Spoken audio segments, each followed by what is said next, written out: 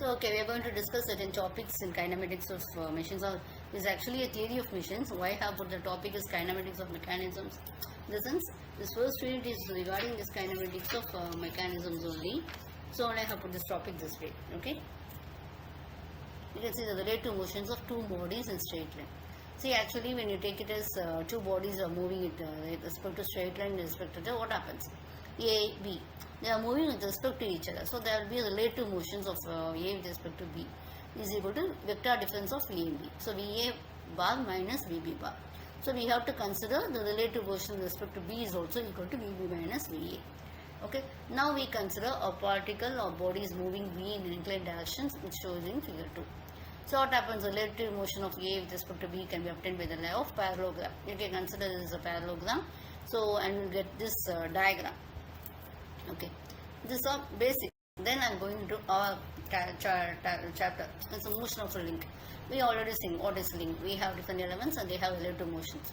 So we have considered 2 points A and B on a rigid link. You consider rigid link AB. Okay, we are considering 2 points A and B. So let one of the extremities B on the link move relative to A in a clockwise direction.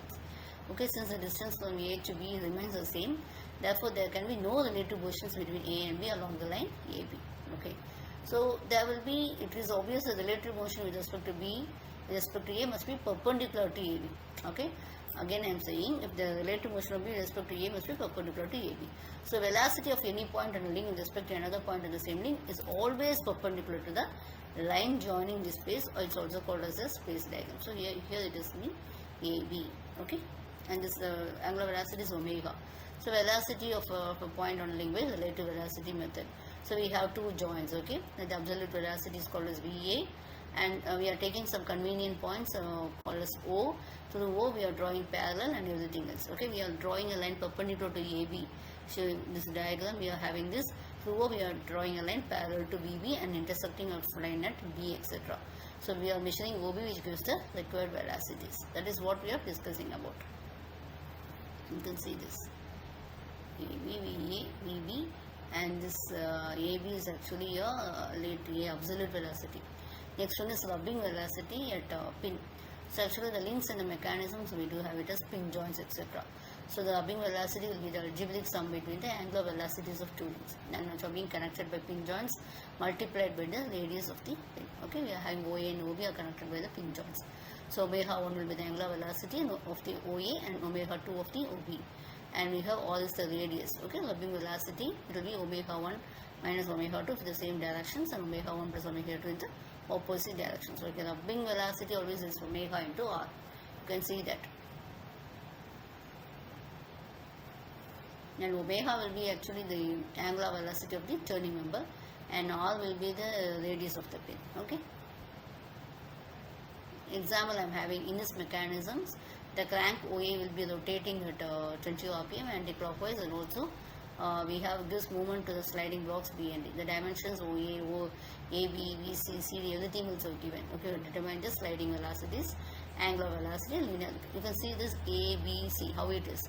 Okay, so it is actually a piston arrangement B and D, and also OA we have it as angle 30 degree. Okay, the linear velocity of A with respect to O at or velocity of A is actually VA into omega of AO. We are having that angle, we take it as 2.1, it is actually into 0.3, we get it as 2.1, everything else they would have given. This one, it omega they would have given. Yeah, from that you will have to calculate this.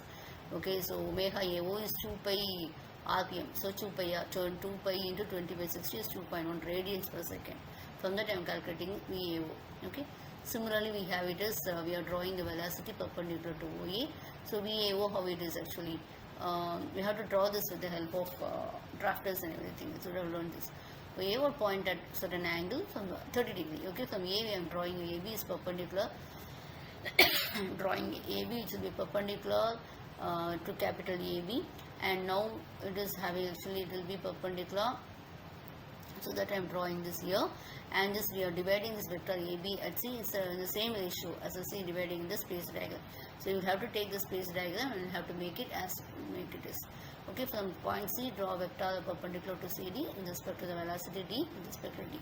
So now we will be drawing, and this is graphical method. Okay, so by measuring we will be finding the velocity at B. Okay, so in the space diagram, you have to make it and you have to draw this. So linear acceleration, how we will do? This is velocity we have done. Next one is acceleration. We know omega square by OA is by OA. Okay, omega square already we have found 2.1 square.